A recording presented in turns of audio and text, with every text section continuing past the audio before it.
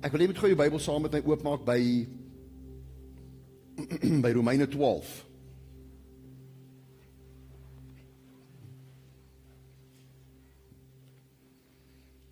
Romeine 12.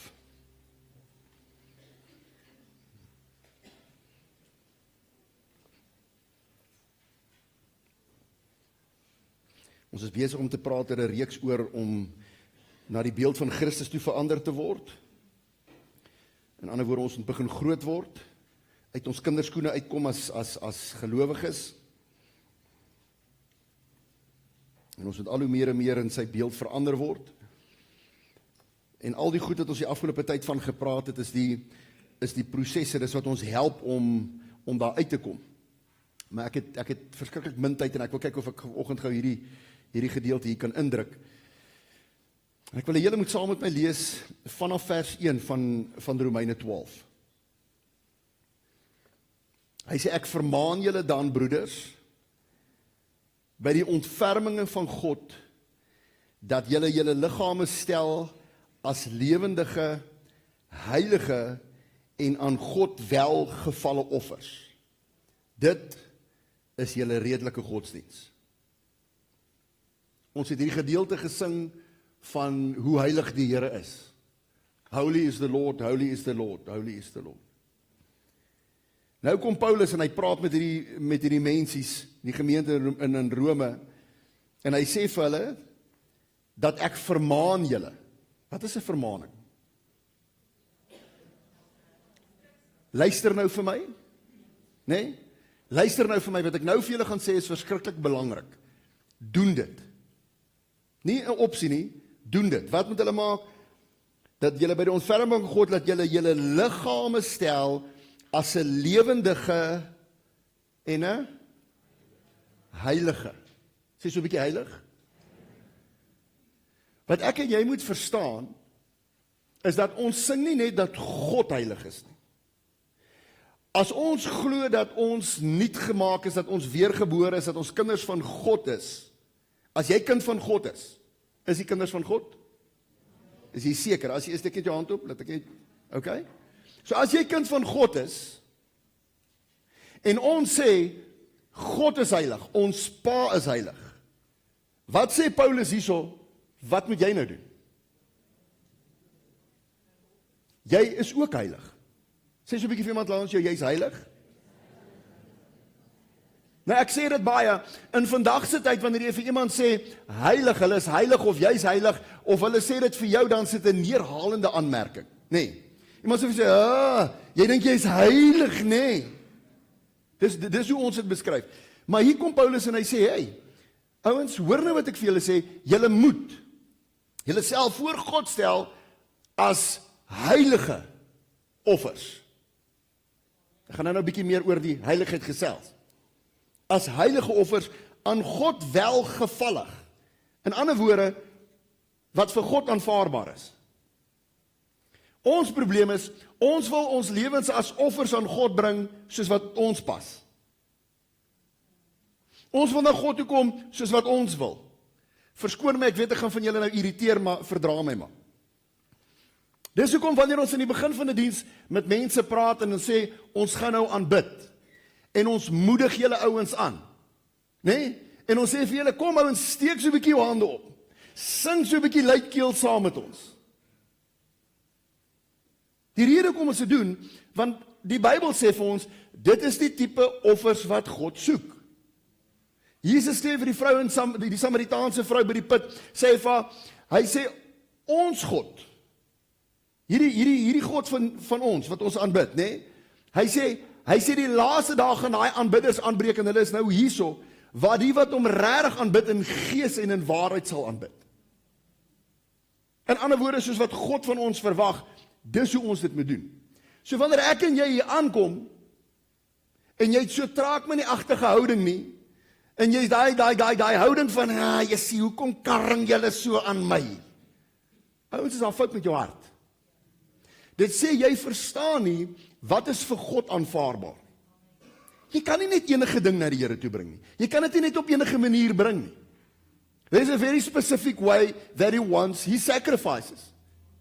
Ek wil nou nie in diepte daarin gaan nie, maar net om 'n punt te maak om dit te verstaan. As jy Genesis 4 gaan lees, is daar 2 boeties wat offers moet bring vir die Here. Kan julle onthou wie was hulle? Kain en Abel. Wie van daai 2 boeties se offers was vir die Here aanvaarbaar geweest? Wie? Is julle seker? Hoekom was sy offer aanvaarbaar geweest? Hy het die regte offer gebring. Nergens in die Bybel sien jy dat God vir hulle gesê het, wat is die offer wat aanvaarbaar is nie. As jy die Bybel gelees het, gaan jy sien in Hebreërs 11 vers 4, dan sê die Bybel, dat Abel het deur die geloof, het hy die regte offer gebring aan God. Wat het Abel geoffer? 'n wat se ding? 'n lam. Hy het 'n lammetjie uit sy kudde uit. Het die eersteling gevat en hy dit geoffer aan God. Wat het sy boetie Kain gedoen? Hy het wat? Vrugte en groente. Sê net bietjie weer, hy het vrugte en groente. Vegans. Sorry, Craig.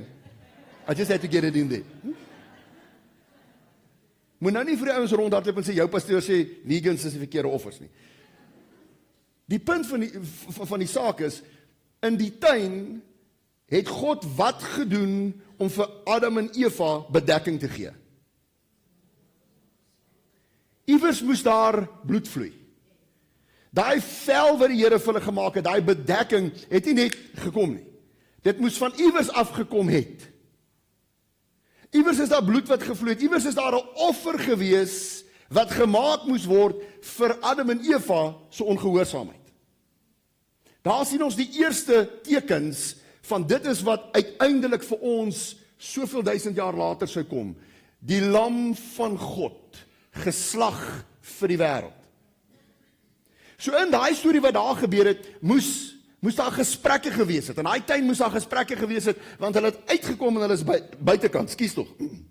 En die Bybel sê, toe hulle buitekant die tuin is, toe die Here so groot engel by die hek gesit van die paradys. Onthou julle dit? En daai engel het 'n swaard gehad en hy swaard het heen en weer sodat niemand weer van buite af kon inkom nie. So iewers moes daai laaitjies rondgehol het en vir mammie en pappie gevra het, hoorie, hoekom is daai bouncer daar by daai hek? Hoekom kan ons nie daar ingaan nie? En hulle moes hulle dan die storie vertel. Pa die seuns neergesit en vir hulle gesê, my seuns, kom ek jou mooi vertel, wat gebeur wanneer jou vrou? Dis wat ek sou gedoen. Ek sê vir Karen al die blaam gegee het. Maar daar moes hulle die storie gehoor het van, wat is dit wat gemaak het, dat hulle bedekking gekry het? Abel en Kain het altyd daai storie gehoor. Maar die een broer het in geloof, toe dit by die offers kom, het hy in geloof gehoor en onthou, wat het sy pa hulle daar gesê, wat het vir hulle die bedekking gegee? En hy het in geloof, het hy hierdie bloedoffer, het hy gebring. Wat ek vir jou wil sê vanoggend is, ek en jy kan nie net enige iets wat ons wil, op die manier wat ons wil na God toe bring nie. Hy soek heilige, welgevalle offers. Dit wat vir hom aanvaarbaar is. En verskoon my, dis nou oor die algemeen, maar nou spesifiek hier vanoggend, my boetie en sussie, dis hoekom ek en jy nie net voor hom kan kom staan en sê, wel, hier's ek. Just be happy about it nie. Hierdie God van jou en my is heilig. En omdat jou pa heilig is, verwag hy dat ek en jy heilig gaan wees. In ander woorde, dat ek en jy dan hierdie heilige offers aan hom sal bring. Is julle by my? Sê vir iemand langs jou, jy moet die regte offers bring? Hy sê, dit is julle redelike godsdiens. Wat beteken dit? Jou redelike godsdiens. Dit beteken, this is the bare minimum. Dis net van waar af jy nou bou in jou godsdiens. So sien julle wat vir God aanvaarbaar is? Sien julle wat vir God aanneemlik is? Is nie net wat ons wil en soos ons wil nie. Dis hierdie heilige offer. Maar as jy daai eerste gedeelte lees, wat is daai offer wat die Here soek? Kyk of jy dit kan raaklees gedaan in jou Bybel. Wat is daai spesifieke offer wat hy soek?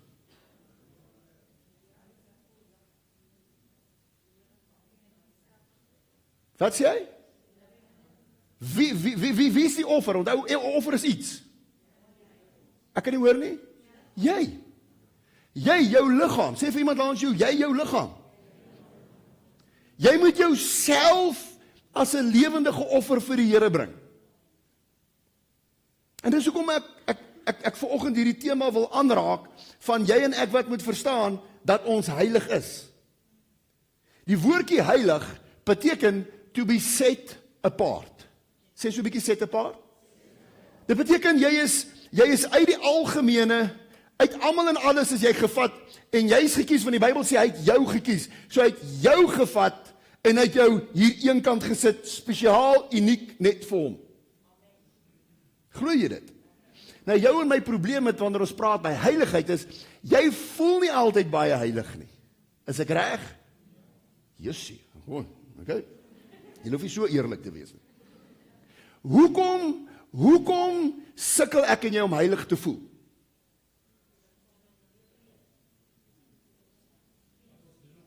Want ons maak droog. Ons doen nog sonde, ons jaag aan, ons stel die Here te leer. So nou kyk jy na jouself uit jou gedrag uit en jy diskwalifiseer jouself. Nou wanneer jy van jouself dink as nie baie heilig nie, dan beteken dit jou gedrag gaan aanhou om onheilig te wees. Jy gaan al hoe meer en meer aanhou om jouself onheilig te gedra. En dis hoekom hy vir ons vra, daar moet 'n paradigma verskywing. Sê so 'n bietjie paradigma. Ek gaan nou nie vir jou sê wat dit beteken nie, ek wil jy moet die hele tyd daaroor worry, né? So dis 'n paradigm shift wat jy moet maak. In ander woorde, jy moet anders begin dink. Jy moet anders oor jouself begin dink. Want hoe lyk heilige mense? Hoe lyk dit wanneer ons sê, ons is heilig? Nou gaan ek vir jou vra om saam met vers 2 te lees. Net daai eerste gedeelte. Hy sê, en word dan nie aan hierdie wêreld gelykvormig nie. Stop net daar, moenie verder lees. Moenie aan hierdie wêreld gelykvormig word nie. Wie het almal camo aan vandag? Laat ek gesien. Wie het almal die kamouflering aangetrek? Okay, so almal van julle wat camo aan het, kom staan gou hier by my. Ek wil hierdie punt gou lekker illustreer. Almal wat camo aan het.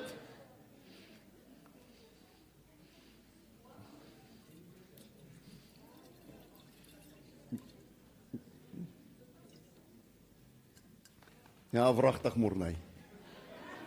Ek sien nou net 'n paar mooi kuite hier verby stap. Dis al hoe ek geweet het is jy wat hier is. Okay? Hierdie kamoufleringspatrone wat julle hier sien. Wat is die idee van dit? Hoekom maak hulle sulke goeders? Hoekom ontwerp hulle dit? Help my. Nie om weg te kruip nie. Om in te pas. Jy moet inpas, jy moet insmelt. In ander woorde, jy moet wegsmelt. Nou wil ek julle almal kom hou so mekaar vas en druk ons so styf teen mekaar, nê.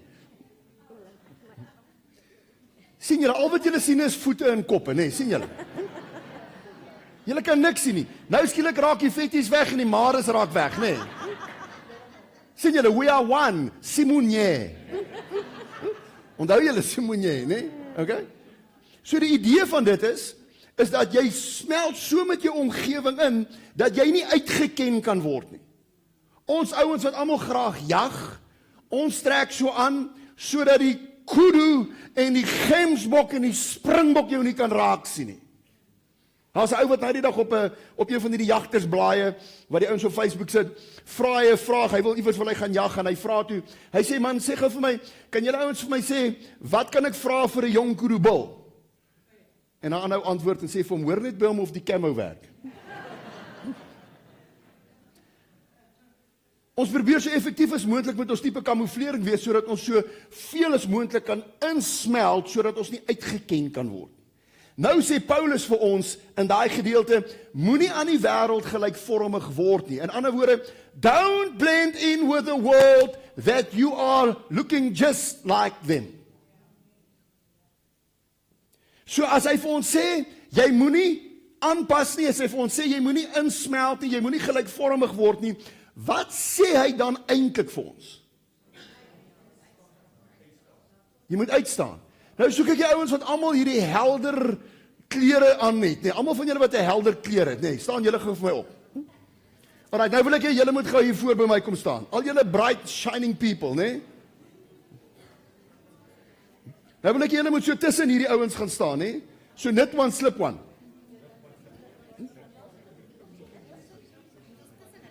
Tussen hulle, om hulle, waar julle wil.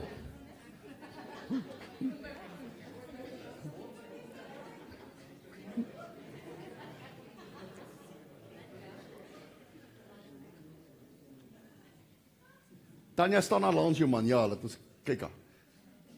Nou kan jy jou vir een oomblik voorstel, nee? Jy is nou in die jagveld. En jy is op die spoor van hierdie groot trofee koedoebul. En jy doen jou bes om hom te bekruip. Jy is hier agter hom aan, nee? Siekie, streekie vir treekie, nee? Stalk jy hom nou. Nou is jy op pad. En jy is goed gekamoufleer en jy is goed ingepas en jy is ingesmeld, nee? En terwyl jy aanlê en hy koeroes sien in jou rigting, want hy is nie lekker seker wat daar aangaan nie. En die volgende oomblik spring jou vrou met haar pink toppie langs jou uit. Ou my hè. Janie, amper sê ek nou apteek. En hier spring iemand met so giggelgeel jacket uit. En dit lyk soos 'n sonsopkoms in die Namib. Wat gaan daai kudu doen? Ek dink ek gaan eers vir jou lag en dan gaan hy hol. Dit wat hierdie ouens met hierdie helder klere vir ons uitwys vanoggend, is wat die woord heilig beteken. Dit is om uit te staan. It's to be set apart. Orals waar hulle rondloop in die veld, as hulle in die veld moet rondloop, as hulle op enige militêre veld moes gewees het waar daar bakleierery is, as hierdie ouens rondloop, staan hulle uit bo almal en bo alles.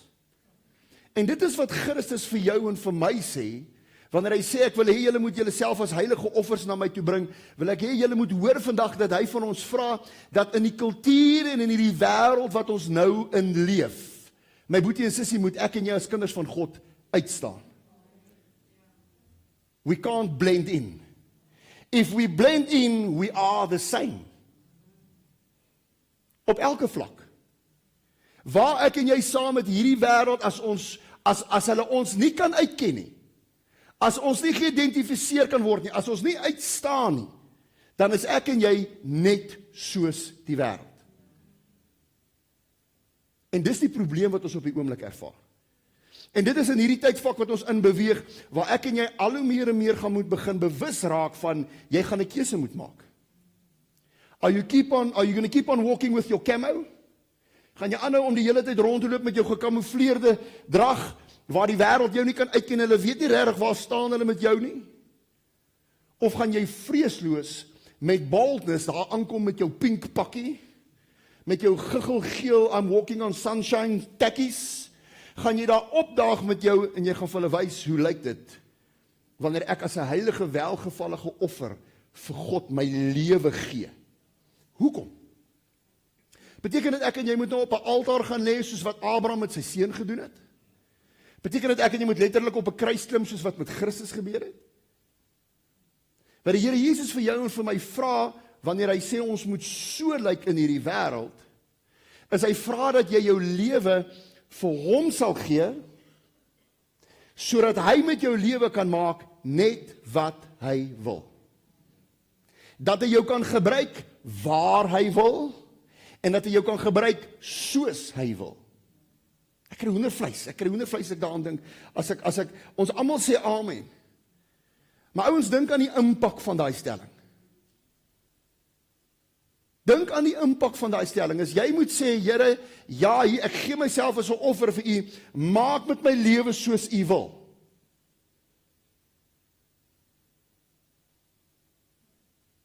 Dis 'n stelling wat jy maak, wat jou lewe kan kos.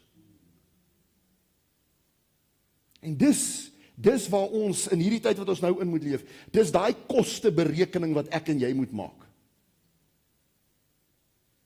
As jy sê, ek is kind van God, as jy sê, ek loop agter Jesus aan, en jy sê, jou lewe behoort nie meer aan jouself nie, jy sê dat hy het jou dier gekoop met sy bloed, jy is nou sy eiendom, ouens, dan sê jy, Here Jesus, U kan met my maak net wat U wil.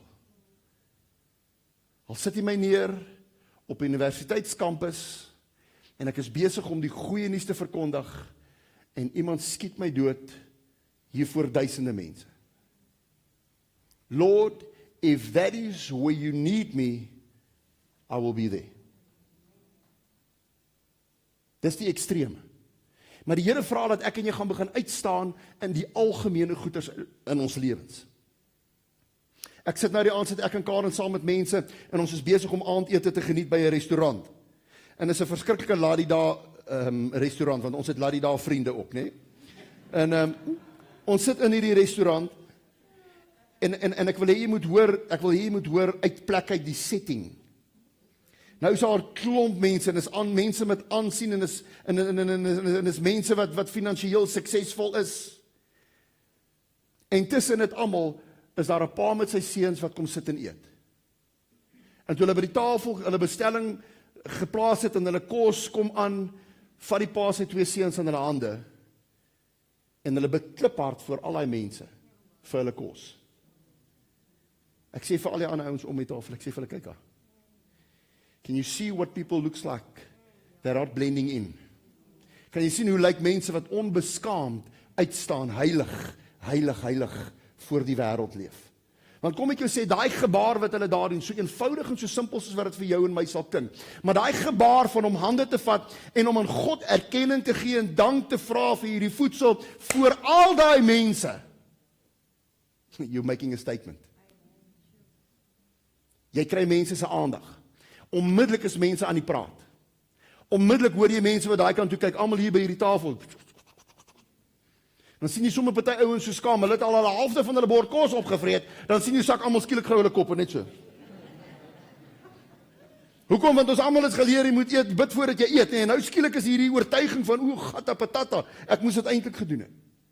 Dit klink vir jou en vir my eenvoudig, but it is in those common things, daai algemene dinge van ons dag, waar ons hierdie heiligheid moet leef, waar ons moet uitstaan.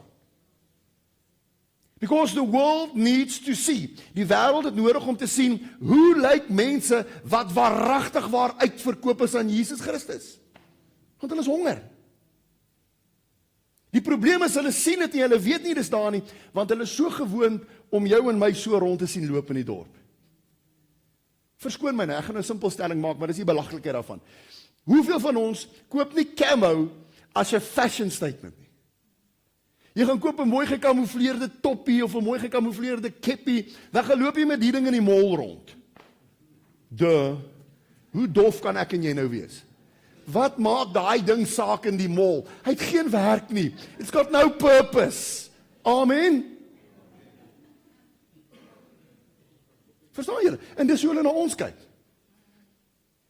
Ons loop tussen hulle rond en ons is gekamoufleer soos hulle. Want ons probleem is, hulle hoor die belydenisse wat ons maak. Maar wanneer hulle na ons klere kyk, then there is a deep confusion. There's a deep confusion.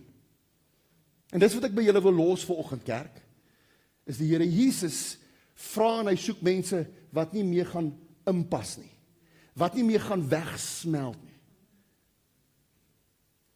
As dit nie die waarheid was nie, hoekom het hierdie storie, hoekom het hierdie lewenswyse van Christus, hoekom het hierdie meester van ons, hoekom het hy dit reg gekry om in die dag en die tyd wat hy inleef, duisende volgelinge te kry? Because he was different.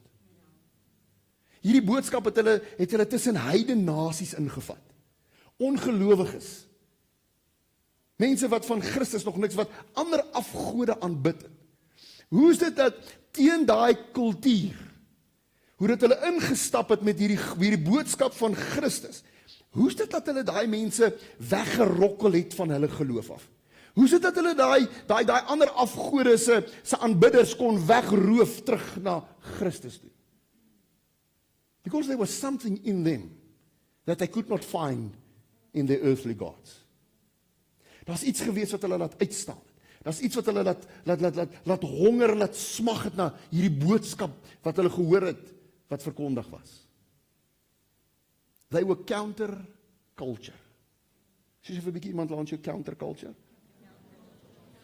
Hulle het letterlik teen die kultuur van hulle dag het hulle beweeg. Dit was 'n vis wat stroom op geswem het. Are you going with the flow? Or are you going against the flow? En dis wat Paulus vir ons vra. Ons redelike godsdiens is dat ek en jy moet begin om uit te staan. Waar begin dit? Maak klaar. Die probleem is, ons wil so graag buite in die wêreld, wil ons gaan en ons wil hierdie juk, hierdie verantwoordelikheid wil ons opneem en ons wil daar buitekant gaan wees wat Christus ons geroep het om te wees. Maar ouens, hierdie goeters begin in ons huise. En julle gaan my dit hoor sê, tot die Here Jesus my kom haal eendag. Maar dit begin by ons paas, in ons huise. Jy en ek kan nie die wêreld wil gaan red as ons nie ons eie huisgesinne red nie. Ek en jy kan nie daar anders wees, sout en lig daar wees as ons nie ons eie huise is nie. Paas, skies. Die Here het jou daai opdrag gegee, hy het binne in jou gedeponeer wat nodig is om leier in jou huis te wees, om koning en priester te wees. Hy het dit binne in jou gedeponeer. Dis hoekom die wêreld hierdie beheptheid het om ons te confuse met ons seksualiteit. En dis hoekom dit so verskriklik sterk op ons mans gerig is. Dis hoekom hulle jong seuns so wil verwar oor hulle identiteit. Want as jy verward is oor jou identiteit, gaan jy nooit verstaan wie en wat jy binne in jou huis moet wees nie. Pas, maas, dit begin daar. Wat laat ons toe wat ons nou kyk op ons TV's? Wat se musiek luister ons na? Ag, Dion, nou is jy weer uit die oude doos uit. Hoor julle wat doen my pa? Hy luister net na die beat. Dis mos wat ons altyd gesê het.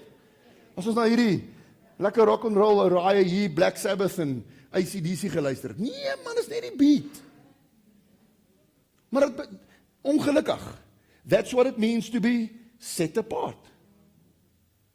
Ek gaan nie nou in die detail van dit ingaan nie, ek wil jou net prikkel. Ek wil net prikkel dat jy vanoggend net so 'n bietjie na jouself kyk en vir jouself vra, met wat loop ek rond? Met wat loop ek rond? Wat sien ander mense as hulle na my kyk? Sien hulle, ek is so ingepas, ek is so deel van die wêreld? Of sien hulle ouens wat so uitstaan? Ek vermaan julle, het daai skrif mee begin. Ek vermaan julle. It's not a suggestion. Dit is nie 'n vat dit wat vir jou gemaklik is en wat vir jou werk nie. Dit is 'n opdrag, ouens. Ek vermaan julle. Dis wat ek van julle wil hê. Moenie ingesmeld wees met hierdie wêreld nie. God sit en wag vir jou as sy seun en sy dogter om jou verskyning te maak. Amen. But it starts with you seeing yourself as being holy. Hou op reageer hoe jy voel. Want op hierdie Christelike pad gaan jy nog foute maak. En as jy jou die hele tyd gaan steur aan die foute wat jy wel maak, gaan jy hoor hoe die duiwel jou gedurig onder veroordeling bring. En dan gaan jy reageer op wat jy voel, in plaas daarvan om te reageer in geloof, soos wat Abel gedoen het met die offer. Niemand het vir hom gesê nie. Hy het net geglo wat hy gehoor het by sy ma en sy pa, this is the right thing. Glo jy is heilig. If you act on that knowledge and on that faith that you are holy, your deeds will become more and more and more holy. Maak dit vir jou sin? Camo, julle kan gaan sit. Nee, die camos, ek soek die bright sparks hiervoor.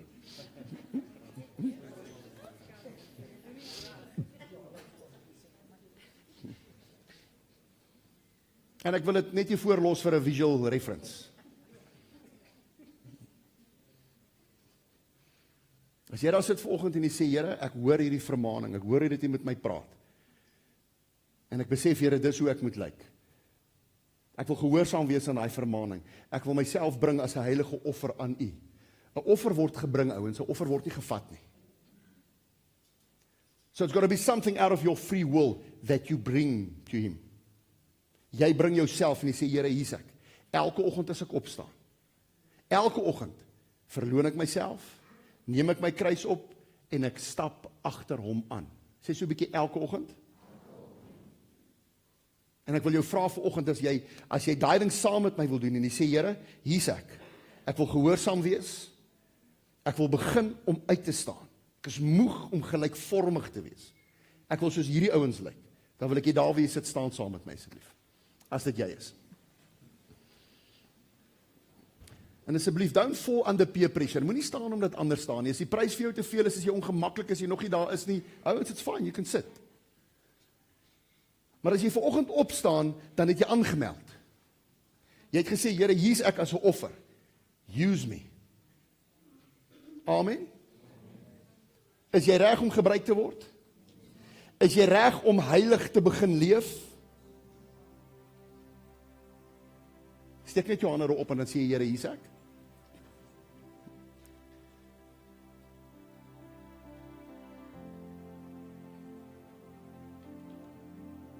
Here, ek is bereid, die Engels praat van I am willing to be a fool for Jesus Christ. Paulus skryf so mooi in die Korinte en hy sê vir hulle, om hierdie boodskap te glo en om dit te leef is dwaasheid vir hierdie wêreld. Die wêreld sal dink ons is gek, die wêreld sal dink ons is van ons koppe af.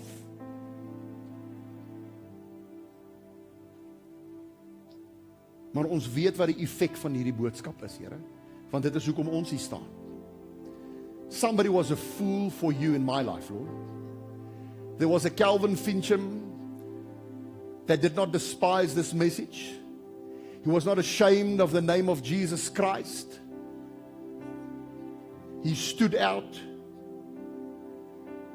And that changed my life. Ek as 'n sondaar het op dit gereageer, Here. En dis hoekom soveel van ons hier staan vandag. Is there was somebody that was a fool for Jesus Christ.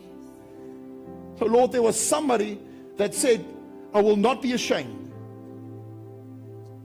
Daar's iemand gewees wat uitgestaan het, Here. Wat stroom opgeswem het. En Here, vandag wil ek daai verantwoordelikheid wil ek op my laai. Ek wil sê ek vat dit vandag, Here. En dis hoekom ek myself bring as 'n lewendige offer vir U, Here. Terwyl ek nog lewe, terwyl ek nog hier is, terwyl ek asem het, Here. Terwyl ek hier staan, Here. Hier's ek. Gebruik my. Sê dit vir hom. My boetie en sussie, sê dit vir hom. Moenie staan en fluister nie. Verskoon my, maar moenie so poeperig onder jou asempie fluister nie. Sê vir hom, Here, hier's ek. Gebruik my, Here. Ek is moeg om gecamouflage te wees, Here. I want to stand out for you.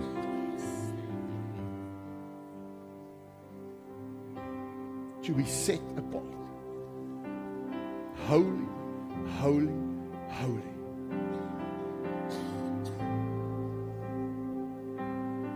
En dan bid ek, Heilige Gees, maak ons oë oop dat ons kan raak sien hoe heilig ons is. Nie hoe heilig ons voel nie. En dis hoekom ons genade het, Here, is om na U troon toe te hardloop vir wanneer ons swak is. Die genade van God is nie 'n verskoning vir ons om in ons onheiligheid te bly nie, Here.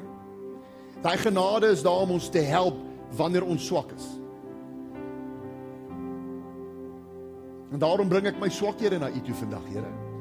As dit jy is en jy het swakhede, is goed of jy mee sukkel, wat jy mee worstel, wat die duiwel jou gedurig mee aankla voor jou Vader, dan bring jy daai swakhede en sê, Here, hier sit, U ken my, ek probeer met hierdie ding, ek spook, ek probeer ophou, ek probeer klaarmaak, maar die ding het te hou vas. Dan kom ek na U troon van genade toe vandag en ek sê, Here, asseblief hierso, kom help my. Kom help my. Ek weet ek is heilig, Here.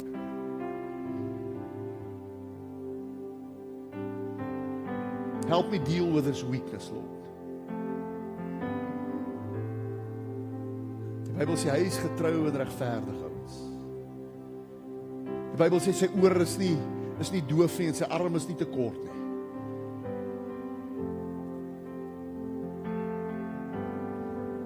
En dan, Here, mag ons huisgesinne geskit word. Mag daar herlewing uitbreek in ons sitkamers. Mag daar herlewing uitbreek om ons eetkamertafels. Here, mag daar herlewing uitbreek in ons slaapkamers, Here, omdat ons begin opstaan en omdat ons in hierdie heiligheid leef, in Jesus naam. May that happen, Lord. May that happen, Lord. May that happen, Lord. In Jesus' name. May that happen. Hallelujah. Revival, Lord. Revival, revival. Hallelujah. Sjoe. En ons sê vir dankie daarvoor, in Jesus naam. En as jy met my saamstem, dan sê jy amen. Amen. Baie dankie julle Bride Sparks, kom ons gee vir hulle hande klapie.